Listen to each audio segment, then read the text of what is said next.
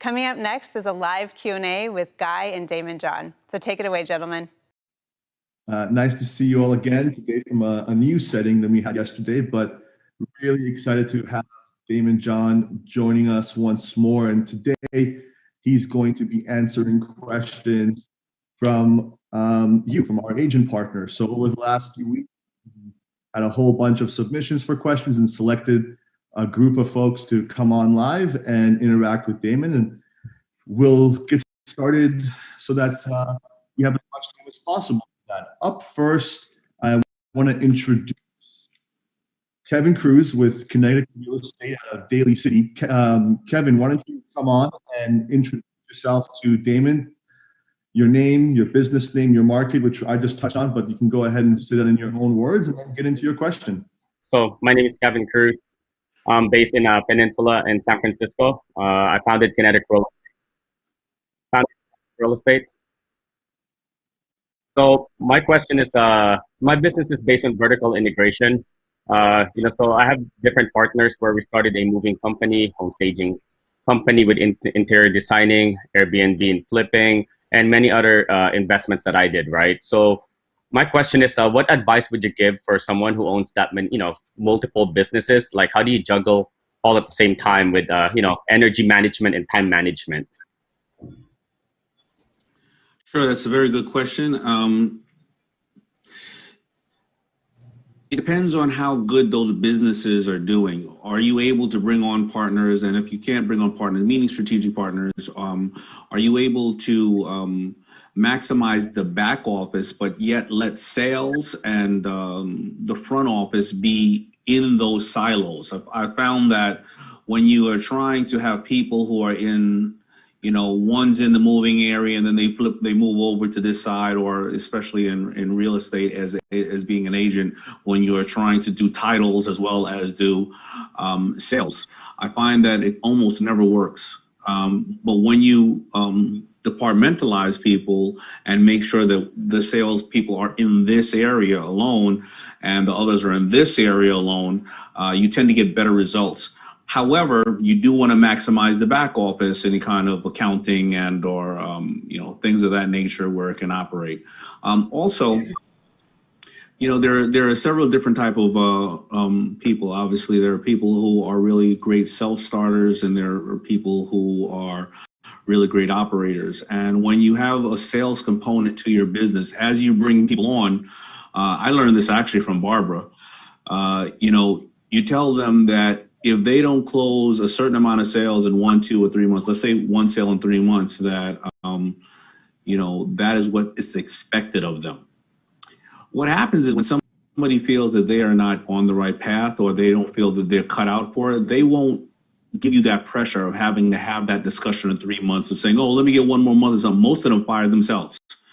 And what this does is this helps you find new talent in the company, as well as reduce your outlay, because sometimes even in 2 months, people will say, you know what, I'm not cut out for this. And listen, it's up to you if you want to try to train them to be better, but a lot of times that saves a lot of different headaches, and so you can concentrate on new talent and better talent.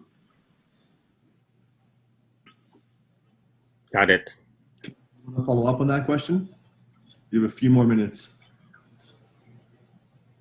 I mean, at what point, did you learn that? Because, for me, I did everything all in a 3-year span, and I also have, I have 3 kids, 2 boys and a newborn daughter, so I'm I'm really trying to juggle things, at what point, how did you overcome it?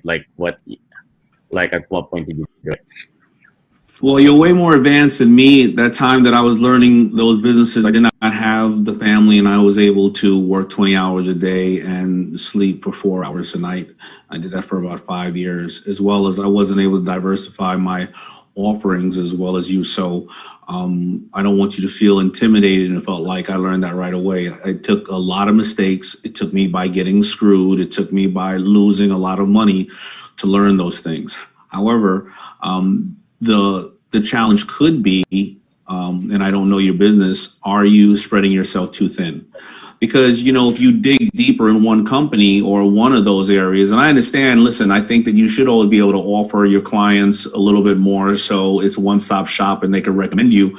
But if you have these 3 businesses going and if just one of them falls short, then you've just potentially lost a client and a great ambassador in the area that you did really well. So you may want, for the moment, listen, here's the best time about where we are today with COVID, which is a horrible thing happening to us, but the universe is on your side and you can virtually work with a lot of people. And there's a lot of talent out there or people out there who have gained 3 hours a day on a round trip to work where they can work virtually and help you pick up some of those pieces. Or you may want to just get really narrow and deep in one of those areas. I can't give you those answers, but you don't want to be everything to everybody. You want to really try to concentrate. So I'm giving you 2 different ways of looking at it. If you want to keep growing, you need to either bring in some talent, bring in some other people to help you take that burden off your plate, or you may want to shrink that offering because you do not want to hurt when you have a great customer with just 5 or 10% of a bad interaction with you. Because if you over provide for that one customer, as everybody on here probably knows, you have 10 customers, then 100, then 1,000. So Daymond, maybe. And by the way, on the flip side, if you spread yourself too thin and you don't take care of those kids, I'm sure your wife ain't going to be too happy with you. And when you don't have a wife, you ain't going to have a business either. So just think about that one, homie. Yeah, So sounds good. Maybe one way to think about it, Daymond, is focus on your greatest opportunity first, get that to a point where it's really durable, where it's growing really well, where it's exactly what it needs to be, and then turn your attention to building up the ancillary businesses that service your clients' additional needs. Working it. Sounds good. Thank you. No further questions. Appreciate it. Great question. That's Guy, one of the biggest challenges of A-type personalities is that we do all want to do a lot. And Warren Buffett will always say, as more as I see more and more successful people, you say no more than you say yes. And it becomes a pressure when a lot of people here who are successful, a lot of people come to you and say, well, you did it, help me. Well, I have a great idea and I know you can help me with it, or you're brilliant, you could do it again. And sometimes your ego gets in your way. Just remember to say no more than you say yes. Yeah, I often say that your no's are what allow your yeses. Because if you say yes to everything, the yes you should have said to that thing that matters most, you just won't even be able to, because your plate's going to be so full. And that was my own challenge. Absolutely. And I'm using that on Shark Tank and I'm giving you no credit.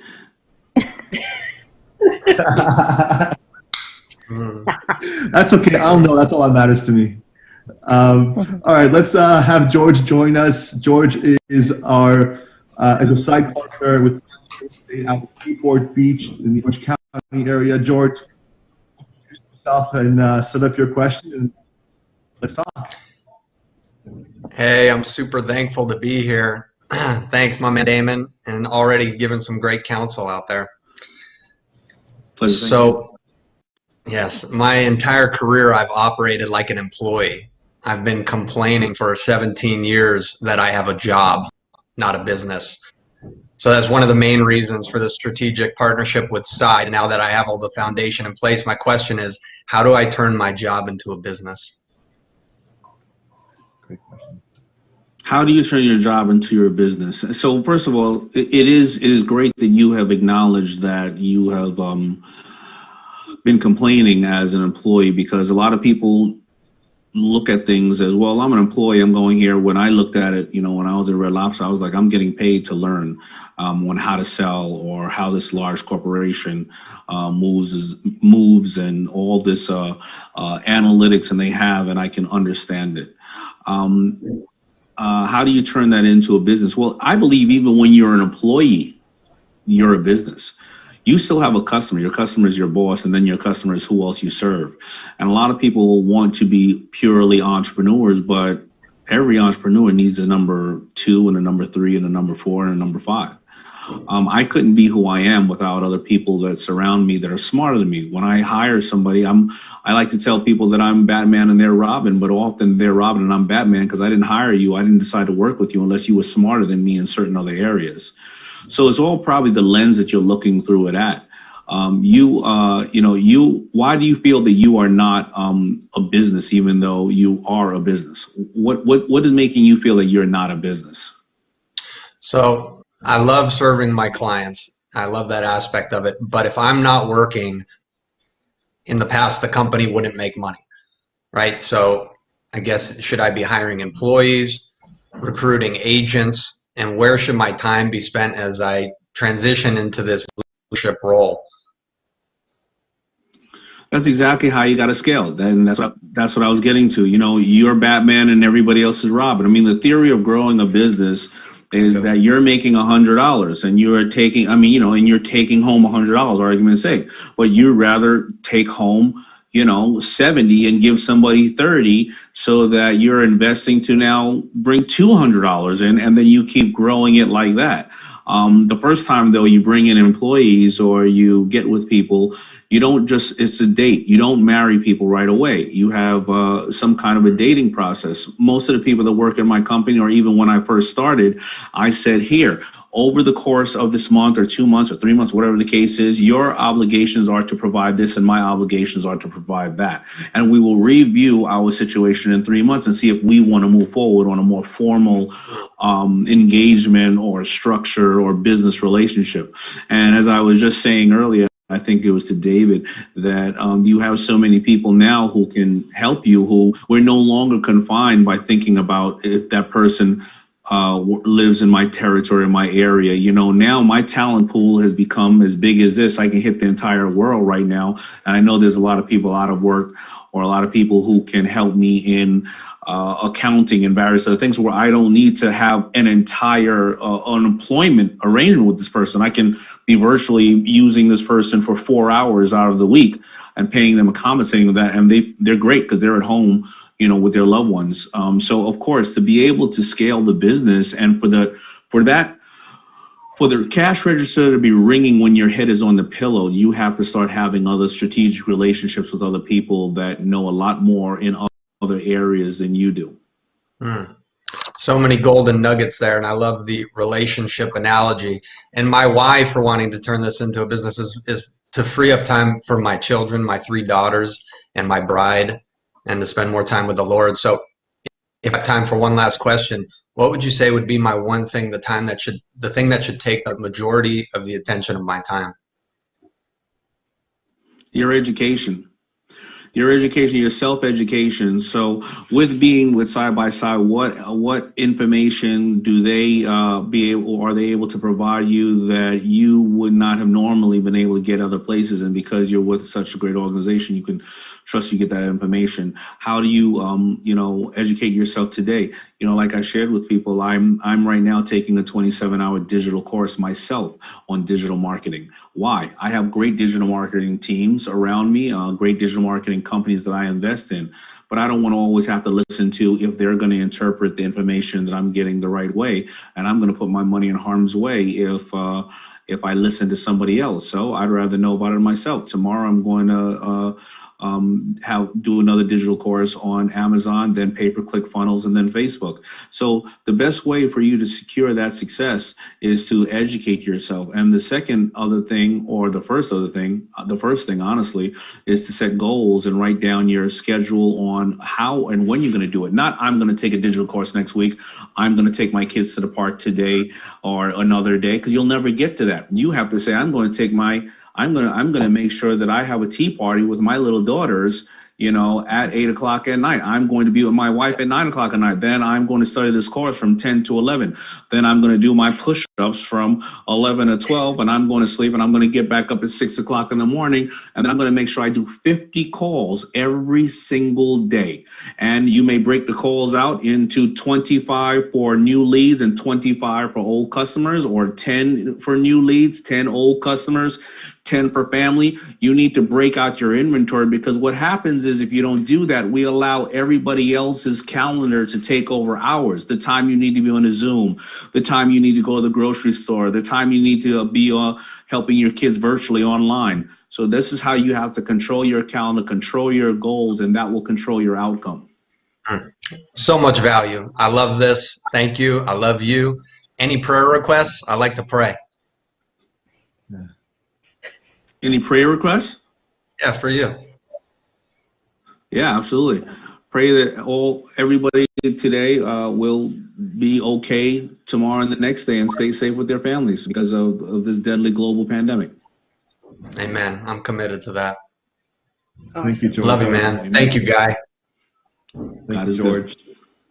Praise Damon, God. feel free to agree with me on this, but my own experience, I found that the greatest teacher is growth. It's just sort of getting out of your comfort zone and doing things you haven't done before. And formal education can be somewhat antithetical to that because you get into this analysis paralysis thing where just like are accumulating knowledge and degrees and certifications and whatever, but maybe not translating that into behavioral change or action. What are your thoughts on that? And we'll go to our next question after.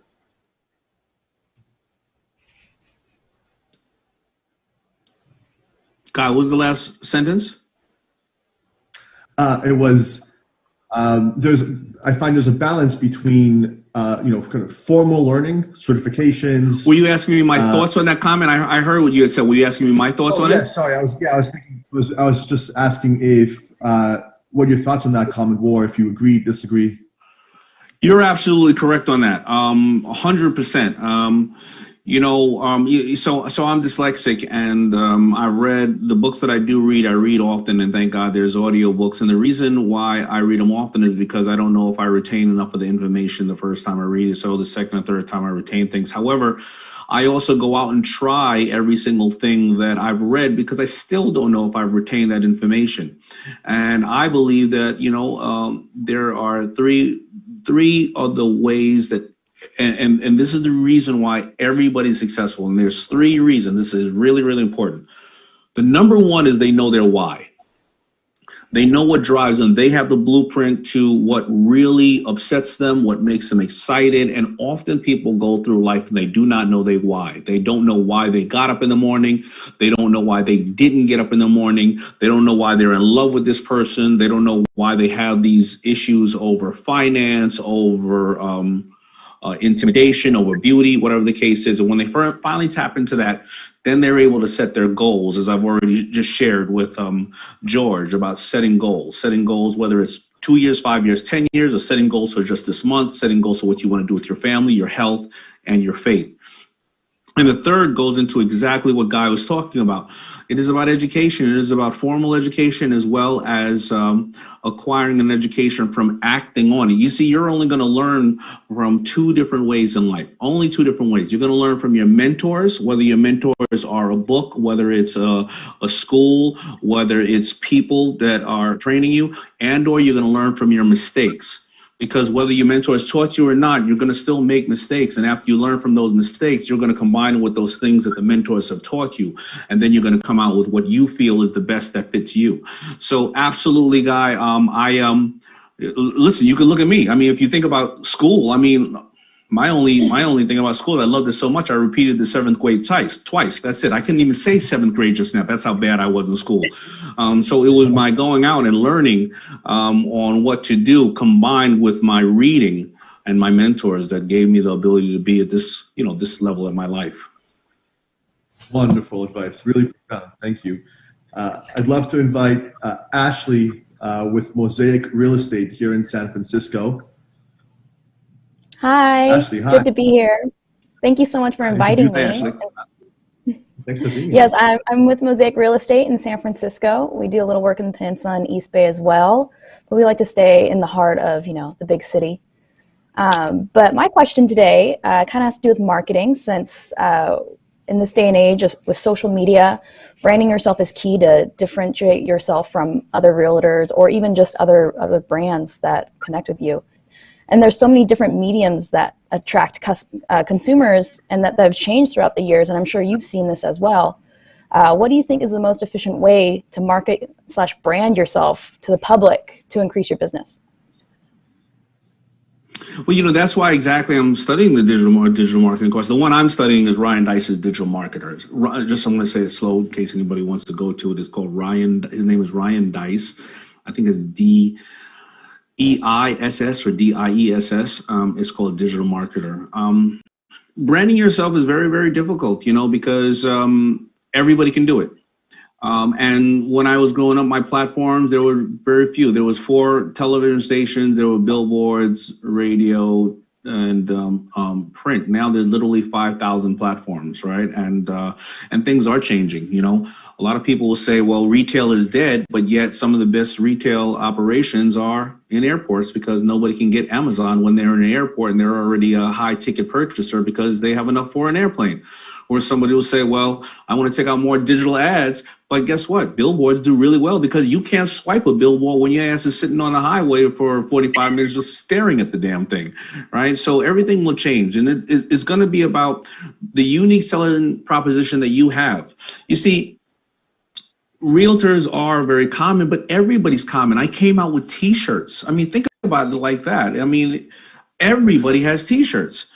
So it all depends on where are you finding your customer? Who have you found that you have converted more sales to? Has it been, again, young couples, more mature? Have they been males, women, people who want to Airbnb, people who want to flip?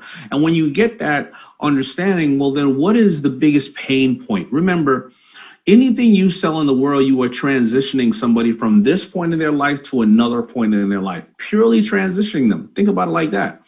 So whether you're selling them a salty snack that's going to make them feel like comfort food at the end of the day, or whether you're selling them a place to go eat, but the reason you're selling them a place to go eat is because that's the one place you're ever going to have that 16th birthday dinner with your daughter, or that celebration with your team members because you closed a big deal, or the day you had to cry or be concerned about the loss of a loved one. They're selling you an atmosphere and or a financial instrument. Somebody's selling it to you. They're either selling you a millionaire something to be a billionaire, or somebody who had a really great company and they want their money to work for them instead of them working for their money.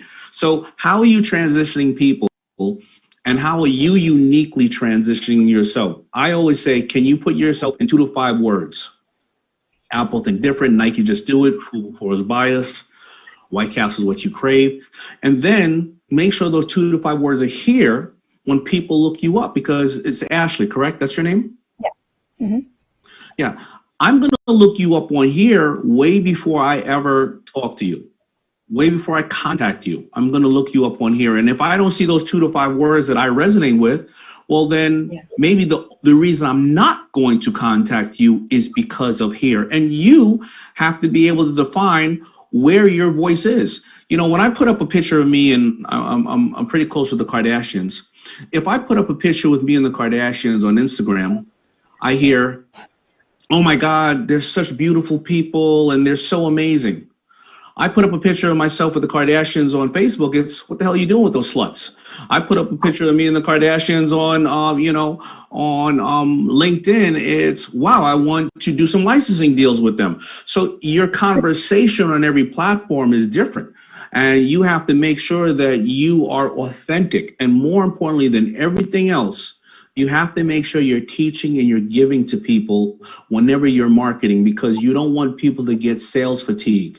You don't want to walk by a store and they're always handing you a flyer saying 10% off, 50% off, 100% off. What are you going to buy? You want to walk by a store and they say it's the free chicken right outside the mall, that I keep walking by the damn free chicken with the little stick, and I keep just walking by till I'm full. All right, I'm not going to buy today because I just ate 17 pieces of chicken, but I'm going to buy the next time when I'm embarrassed. I don't want to. They've already spotted me. So you want to keep giving to people on your social media, in your advertising, in your marketing. You want people to say, Ashley knows a lot about this area. When I'm ready, I'm going to go to Ashley. Or you want them to say, hey, Ma, I don't know who you're talking about over there. You should talk to this person named Ashley. She knows a lot about it. So I'm kind of jumping around. I'm giving a lot of different facets on how you should over deliver to people. And then you'll find out who you are in those 2 to 5 words or 2 to 10 words. Absolutely. It just made me kind of rethink my whole marketing strategy. So, and hope other people took that away too. Thanks, Ashley. Appreciate the question. If I had to do the 5 words per side, it would probably be transforming agents into brands and business. Yeah. Nice. All right. Up next, we have John with Veritas Homes out of San Bruno and Belmont in the peninsula of the SF Bay area. John, come on, join us. Ask your question. Great. Thanks, Guy. And hi, Damon. Thanks for joining us. Really appreciate it. So I'm a little bit of a hybrid. I work I'm licensed in Oregon, Washington, California, and live outside Portland.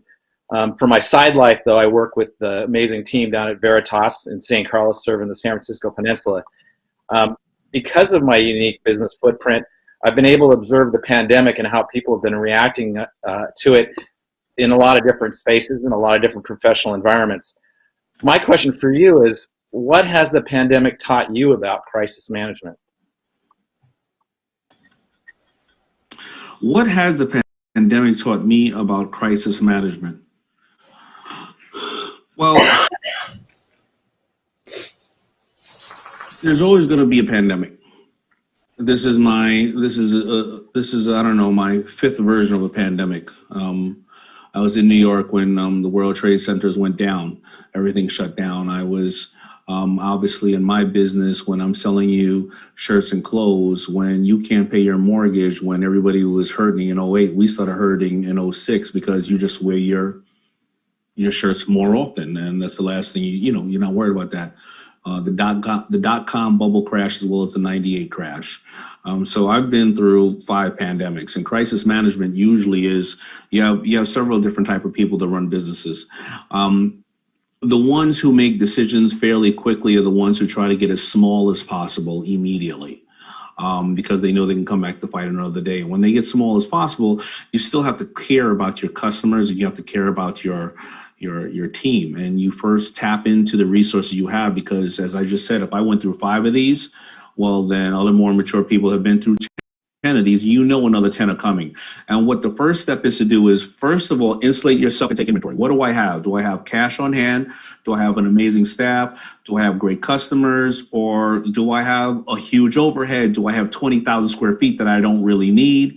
And you take a look at that inventory, you start slashing that inventory, and you go to your creditors and or people that you owe debt to, and you start discussing terms. Because if you hide from them, it's only going to make it worse. You're going to incur more legal, whatever the case is. Then you start looking at your Rolodex. Who can I collaborate with? Who can I offload things to? And you start to talk to your staff, and you say, who has better ideas than me?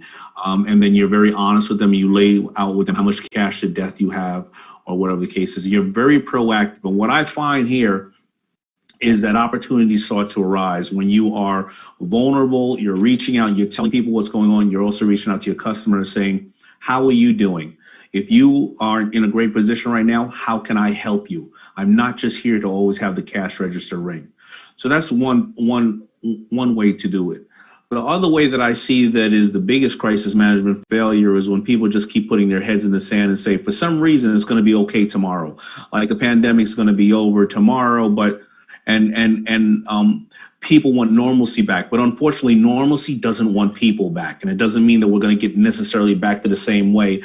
And they're not educating themselves. Those individuals are not educating themselves on how business has changed, which we've touched on a little bit, on how you can virtually go to a staff, how you can you can work with people in a limited sense, and how there's a lot of highly influential talent out there that is looking for jobs, but they're stuck in their boxes right now. They're not realizing how to collaborate, or how maybe, John, you can tap into them.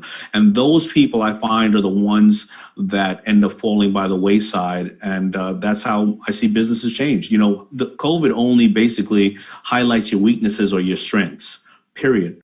That's it. So if you were over leveraged before, you're done, right? If you were educating yourself and you were collaborating with people, and you are a little vulnerable about it and showing people where you do need help, and also being really consumer obsessed with your consumers and or your clients, I find those people are winning. They're pivoting, but they're winning. Now, you can ask me a little more detail on some of those things because I know that I kind of gave you the general overview. No, I think that was a great answer.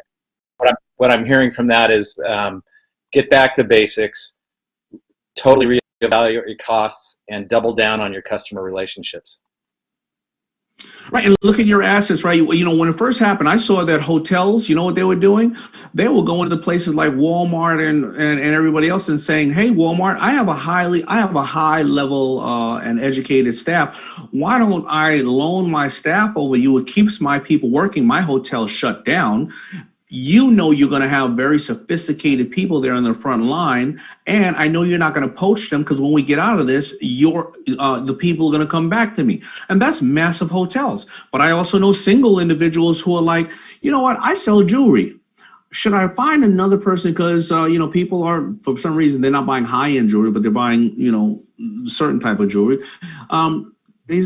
I remember my friend saying, I'm not going to go find another jewelry seller. You know what I'm going to do? I'm going to find the concierge that works over at the Four Seasons who no longer has a job because that person has a Rolodex of a whole lot of highly influential and people with money. And that person also knows all the local stores that also have those people and they have no jobs. You would have not thought of a concierge being a jewelry salesperson. But that person has to pay their bills, and that person has a great relationship with a couple of people, and they're no longer employed. So it all depends on how you tap into resources. There's plenty of resources out there to tap into. Excellent. Great advice. Thank you. Thank you so much, John. Last but not least, we have Deanna with Legend, Texas, out of Chapel Hill. Deanna, why don't you join us and ask a question, and you'll be the one wrapping us up today with Dave. Awesome. Thank you. I'm Deanna Marek with Legend Texas Properties. We service the Washington County, Texas area. They're calling it the Hamptons of our area.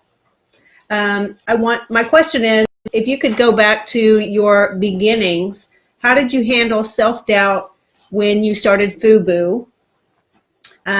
What roles did the mentors play, and were there any aha moments along the way if you could go back and tell your younger self? So I'll start off with the aha. The aha point is when I blew about $20 million and I realized I didn't have financial intelligence because various different times in my life I had ran through money, and I realized that if I looked at the stats of lotto winners and athletes who 65% are usually bankrupt either after winning the lotto, 3 years after winning the lotto, or 3 years after leaving the league, that financial intelligence is not something that any of us had growing up because they just don't teach us that in school. Why would they teach us financial intelligence in school so that we can turn down a potential $300,000 worth of student loans at 18 years old? So they don't teach us that. So that was my aha moment when I finally went through that amount of money and I said, wait a minute, I could end up going back to zero fairly quickly. Let me do something about that. The next thing you had said was, how did I deal with self-doubt? I have a loving mother and I had great mentors around me, and I knew that other people in the world had achieved such big things, and everything that you see around the world started with one person that had one idea that took one action. So why couldn't it be me? But I was just vulnerable about it. I went out and told people that I wasn't smart in this area. And when you tell people that you don't know about this or that, they can't wait to teach you, especially people that have been beneficiaries of people who are mentors.